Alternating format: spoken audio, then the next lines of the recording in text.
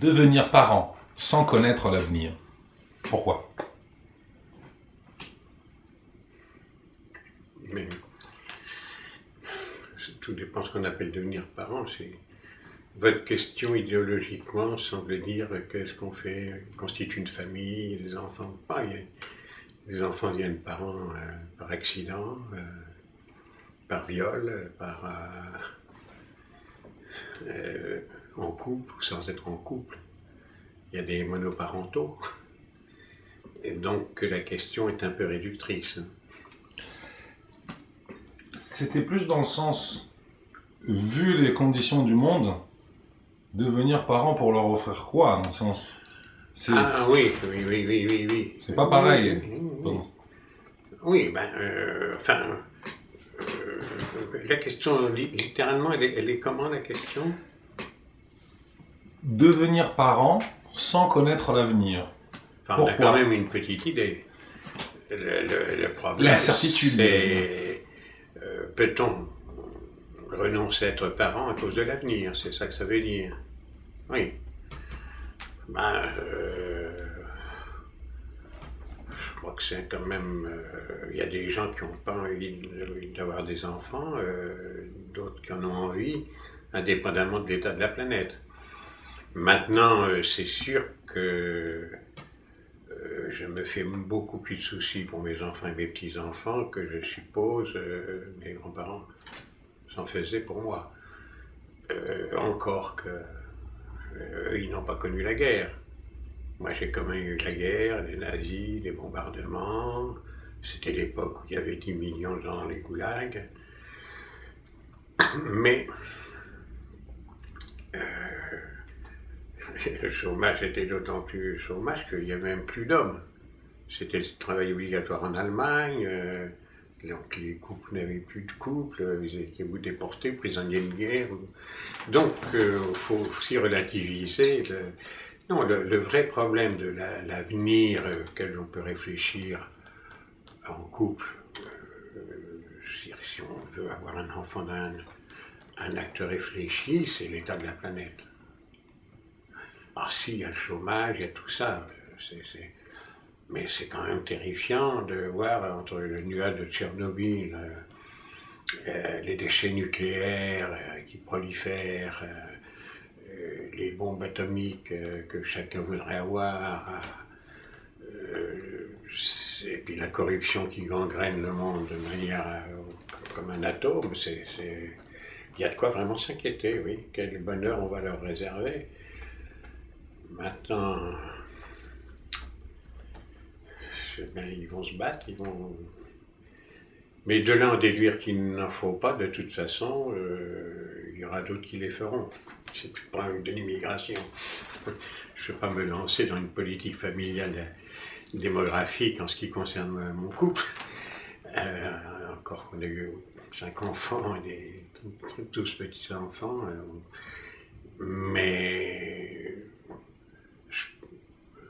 qu'on ait peur d'avoir des enfants est une chose, qu'on n'essaie peut-être pas en avoir 15, mais de là à renoncer à en avoir, je pense que c'est beaucoup plus un choix personnel pour avoir parce qu'on est moins libre quand on a des enfants, une conception de la liberté du couple que de l'avenir.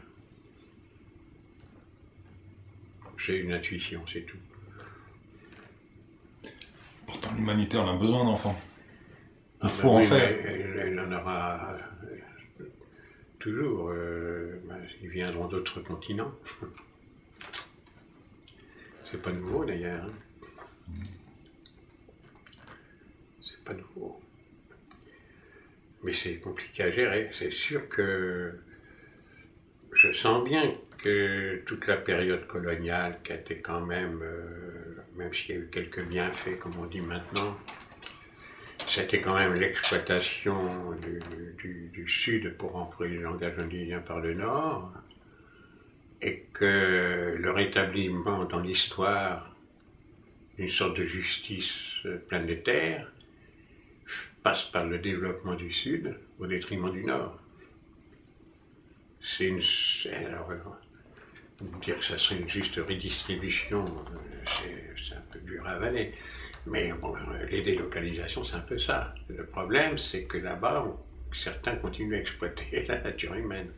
Mais globalement, quand même si elle est exploitée, enfin, moi j'ai connu la Chine un peu avant et après le développement de l'économie socialiste de marché, c'est pas comparable.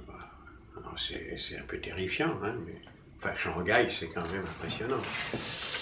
Quand je pense qu'ils en sont à. Enfin, quand j'y étais la dernière fois, ils en étaient à réglementer la circulation des jours pairs et impairs pour lutter contre le CO2 des voitures. Donc, voilà, on a connu l'ère des bicyclettes. Et oui, donc, qu'est-ce que ça sera dans 50 ans? Les pays émergents? Est-ce que nous, il faudra qu'on réémerge? Je ne sais pas. Je ne le pense pas parce qu'on a une avancée technologique, mais ça va tellement vite. Regardez l'Inde.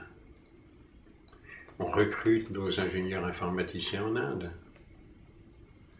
Donc, en 50 ans, moi, mes petits-enfants, s'ils donnent une interview telle que je la donne aujourd'hui, ils auront 50 ans. C'est bientôt. Et ils seront malgré tout en pleine activité dans la vie à 50 ans. Ah, je l'espère. Ou en tout cas, même s'ils ne seront pas dans un travail, dans un emploi, mais ils seront en actif dans le monde. On ne peut pas savoir ce que va donner le manque d'emploi généralisé sur une génération. Les petits boulots, vous savez, c'est déjà ça. Hein. Moi, je prends les petits-enfants, c'est des petits boulots. Il faut aller à Manpower, il faut aller... Mais vos arrière-petits-fils, qu'est-ce que vous leur dites en rapport justement quand toi tu auras mon âge? Je ne peux pas leur dire parce que l'aîné a 2 ans, même pas. Quel serait le désir? Parce qu'ils le verront l'interview. Je ne sais pas, hein. Est-ce que ça va les intéresser d'abord? Et puis, enfin, la dernière est née il y a 6 mois. Alors, mais un jour, elle aura votre âge. qu'est-ce que je ne peux pas me mettre à leur place? Je ne sais pas. Est-ce qu'ils nous reprocheront de les avoir mis au monde? Je ne le pense pas parce que enfin, nous, on a vécu des moments familiaux tellement intenses. On a parcouru le monde avec un mini-car et les instruments de musique pendant 4, 5, 6 ans. Ça laisse des traces. Certains l'ont refait d'ailleurs. Alors, est-ce qu'ils vont déduire que, comme si les temps sont durs, il aurait mieux valu ne pas les engendrer? Je ne pense pas. Je ne sais pas, oui.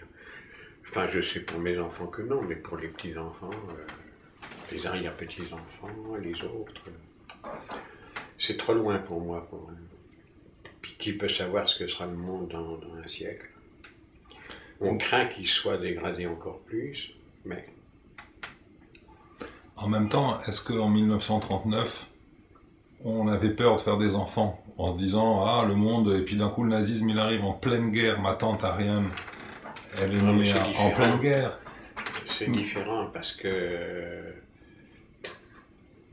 c'est une guerre ça commence et ça finit. C'est la dégradation de la planète, on peut imaginer... quand on m'enseignait le catéchisme quand j'étais jeune, la fin du monde, je commence à pouvoir imaginer techniquement comment ça pourrait se passer. C'était impensable à l'époque, c'était genre biblique, c'était... Là, c'est pas la fin du monde théologique, hein, c'est la fin du monde par l'homme. Dans 50 ans, dans un siècle, dans 2 siècles... J'ai peine à imaginer que sur 500 000 ans, il n'y aura pas au moins une centrale nucléaire qui ne va pas exploser, comme il y a un puits de pétrole qui vient d'exploser. C'est Statistiquement. tremblement de terre. Alors on dit que c'est dans des zones non sismiques. Oui, mais l'état sismique de la planète dans 1000 ans, mais ça, c'est impossible. Hein. Les politiciens ne peuvent pas se projeter sur un millénaire. Bon. C'est pas possible. Mais moi j'y arrive. Hein. J'y crois que ça peut durer 1000 ans, 2000 ans, 3000 ans. Parce que plus on avance, plus on s'aperçoit qu'on vient de 40 millions d'années. Alors c'est vrai qu'il y a un effet d'accélération incroyable, même dans ma génération.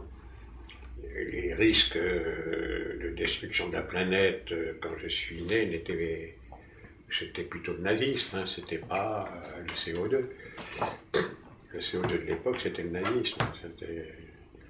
On n'avait pas cela.